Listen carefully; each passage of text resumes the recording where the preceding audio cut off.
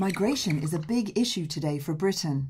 Historians and archaeologists at the universities of Kent and Reading found that there has always been migration and that migrants have played a major role in British history.